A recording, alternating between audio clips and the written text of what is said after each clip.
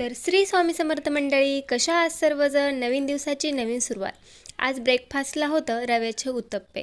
आदूचं पोट दुखत होतं, त्यामुळे ब्रेकफास्ट हलका फुलकाच केला आणि तो तिने पोटभर पण खाल्ला। तिला खूप आवडला, अहोंना पण आवडला। असो, सकाळी बायकांची घर आवरायची ट्रेन चालू असते, तशीच आज माझी पण चालू होती।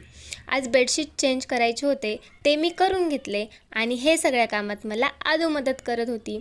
दिसतच असेल तुम्हाला, तिची लुडबुड प्रत्येक कामात असते। आमच्या मनीमाऊचं बेड पूर्ण कपड्यांनी भरलेलं होतं, ते सगळं मी आवरून घेतलं आणि तिच्या खेळण्या पण अस्तव्यस्त होत्या, त्या मी व्यवस्थित लावून घेतल्या। मनीमाऊचं बेड छान दिसत होतं आणि तिच्या रूममध्ये खूप छान ऊन पण येतं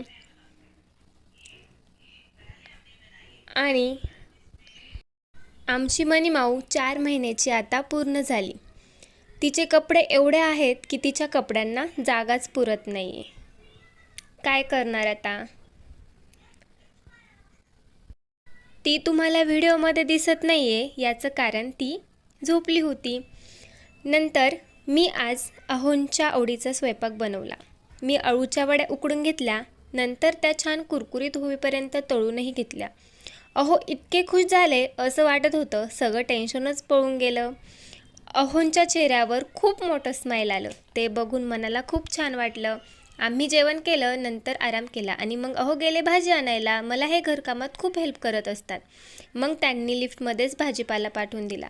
नंतर आमच्या मनीमाऊला झाली सर्दी, मी तिला वाफ दिली आणि औषध पण देऊन टाकलं आणि झोपी लावलं। नंतर स्वयंपाक झाला, आदू आणि मी जेवण केलं।